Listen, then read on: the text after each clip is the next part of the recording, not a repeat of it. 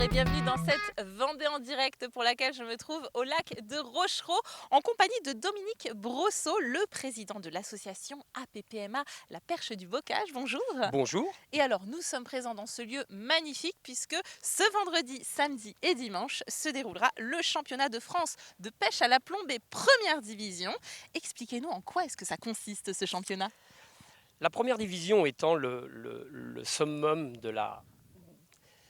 des compétiteurs, chaque année se refait une sélection et les 12 premiers sont seuls restants dans la division et les autres doivent se rebattre pour la réatteindre ou bien la garder s'ils le peuvent. Donc les compétiteurs de ce championnat, c'est qui? Ce sont ceux qui ont passé toutes les étapes pour réussir à se sélectionner jusqu'à la première nationale. Donc ils ne sont plus que 36 à l'arrivée. Et donc comme je vous explique, de ces 36-là, n'en restera plus que 12 dimanche soir. Et les autres devront repasser par les étapes pour réatteindre ce niveau-là ou laisser place à d'autres qui éventuellement cherchent à l'obtenir depuis quelques années aussi. Alors l'objectif c'est de pêcher un maximum de poissons, tout simplement. Pêcher un maximum de poissons, en tout cas un maximum de poids. Quelle que soit l'espèce du poisson. Et quelle que soit l'espèce, la seule restriction est les tailles des poissons réglementaires. Donc si ils prennent brochet ou cendres qui ne sont pas de taille réglementaire, ils sont malheureusement obligés de les remettre à l'eau. Ou malheureusement, non, tout au contraire, heureusement, obligés de les remettre à l'eau. Alors aujourd'hui on a un très très beau soleil, mais on n'est pas sans savoir avec la sécheresse, le niveau des cours d'eau a baissé. Est-ce qu'ici ça va être gênant? Ça va, ça ne va pas. Si ça reste dans mon état, en tout cas, une chose est certaine, le poisson, l'attitude du poisson depuis quelques jours nous laisse quand même penser que ça peut être très positif puisque le poisson réagit très bien. On est un petit peu d'ailleurs content que le temps se soit légèrement rafraîchi, ce qui remet un petit peu de punch au poisson. Ouais. Alors d'autant que c'est une pêche qui j'imagine est peut-être plutôt pratique finalement avec ces conditions-là, puisque c'est une pêche qui va très loin, la pêche à la plombée. Oui, oui, oui, oui, oui, Alors j'ai complètement. envie que vous nous Elle- expliquiez un elle- petit peu en quoi est-ce qu'elle consiste cette pêche à la elle- plombée. Déjà, le niveau d'eau étant bas, on a au moins déjà d'énormes avantages la facilité de s'installer par rapport à certaines périodes où l'eau, comme vous pourrez le savoir, rejoint la Elle est berge. beaucoup plus haut, hein. Elle est finalement en Elle, temps normal, elle est au elle- niveau des haies voilà, qu'on voit là, hein. les joncs sont dans l'eau. Les Ouais, joncs sont ouais. dans l'eau. Alors c'est Donc, quoi la pêche à la plombée par rapport à alors, une pêche classique où la, on lance juste la canne et on attend? En quoi ça consiste? la pêche à la plombée, Je vais vous tenir votre oui, micro. je veux bien, merci. La pêche à la plombée euh, a un certain nombre de points communs avec la pêche classique, que sont bien sûr l'hameçon et que sont l'apport de nourriture ou d'appât, comme on dit de façon plus claire, pour attirer le poisson vers nous. La différence, c'est que d'une pêche classique, vous faites ça, l'appât, vous la déposez souvent à la main ou à l'aide de petites coupelles. Et là, nous utilisons simplement des petits systèmes de cage dans lesquels on y incorpore de l'appât, des farines et aussi quelques èches mortes, vivantes, les èches étant les asticots, les vers de terre, les vers en tout genre. Et on les voit qui s'impatientent. Voilà, vous pouvez les remarquer. Le détail donc qui fait vraiment partie de la pêche au feeder, c'est que la partie visuelle de la touche se fait donc à l'aide du sion que vous pouvez remarquer là-bas, et donc qui est d'une extrême sensibilité, et la sensation passe par le sion.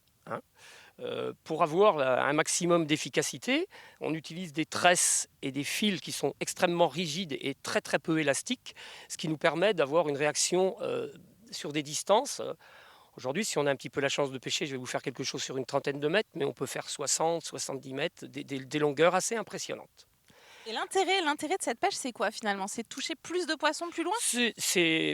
Je dirais que c'est une pêche qui a pris son envol il y a quelques années et qui, soyons très honnêtes, à petite échelle, est relativement simple à mettre en place et qui a pris par chez nous un essor très important, qui nous convient d'ailleurs à merveille, la preuve, puisque là, cette année, on en arrive même à un tel résultat. Je pense que la Vendée est relativement énergique justement dans ce domaine-là. C'est encore une nouvelle. Vous avez la pêche au cou, vous avez la pêche à l'anglaise qui, elle, se pratique avec un grand flotteur très long. Vous avez la pêche au feeder qui est celle-ci. C'est une pêche supplémentaire, mais qui a fait beaucoup, beaucoup d'émules autour de nous. Et vraiment, nous, on en est très heureux, c'est vrai.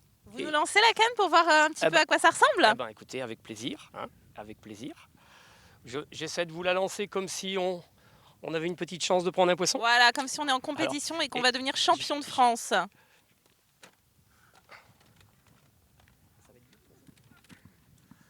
Vous me dites si je vous gêne? ah, pas du tout. Si vous restez là, ça va le faire. Alors, comme je vous expliquais, l'apport d'amorce se fait donc dans la petite cage. Ce que je fais là. Il suffit ensuite de se fixer un objectif bien précis en face. Donc là, vous visez quoi en face? Les arbres morts, c'est un repère parfois beaucoup plus difficile que mon repère d'aujourd'hui. Attention à vous, quand même. Voilà, je suis parfaitement tombé à l'endroit où... L'efficacité de cette pêche est aussi dans la régularité de l'amorçage. Hein. En fait, le poisson répond et devient et s'habitue de façon très précise à, au bruit, à toutes ces particules qui tombent sur le fond et devient en fait, au bout d'un moment, il y a on va dire une concurrence qui se crée entre les poissons et les poissons. Plus on arrive à créer cette frénésie, plus les touches sont nombreuses et parfois on arrive à des résultats relativement intéressants. Oui, là, je ne sais pas si on le voit à l'image, mais c'est allé très très loin. On est à combien de mètres là? Là, nous sommes à 30 mètres, ce qui est, je pense, pour beaucoup de pêcheurs, une distance, une petite distance. Une petite distance. Hein. C'est une pêche qui peut se pratiquer une dizaine de mètres, hein, qui peut aller jusqu'à 10. Souvent, les compétiteurs, d'ailleurs, vont pratiquement tous le faire ici, vont venir éventuellement avec des caméras, hein, appropriées à ça, et vont rechercher les profondeurs pour pouvoir éventuellement en retirer des bénéfices pour la fin de semaine, à savoir exactement à quelle distance ils vont pêcher. Est-ce que beaucoup de monde pratique cette pêche? Je vais vous laisser reprendre votre micro. Oui. Nous, on est... Excusez-moi, je la pose quand même, sait-on jamais. On est... je suis désolé, je ne vais pas vous dire le nombre, mais sur notre club, on est déjà certainement une bonne dizaine à la pratiquer de façon très très régulière. La Vendée a bien... Écoutez, pour exemple, le championnat de Vendée était il y a une huitaine de jours. Nous étions 20 pêcheurs de la Vendée et nous étions certainement à peine la moitié des compétiteurs qui auraient pu le faire. Certains voulaient se lancer dans cette petite compétition, d'autres non. Voilà, donc une belle compétition en tout cas que vous organisez. Donc on rappelle, c'est vendredi, samedi et dimanche ici au lac de Rochereau.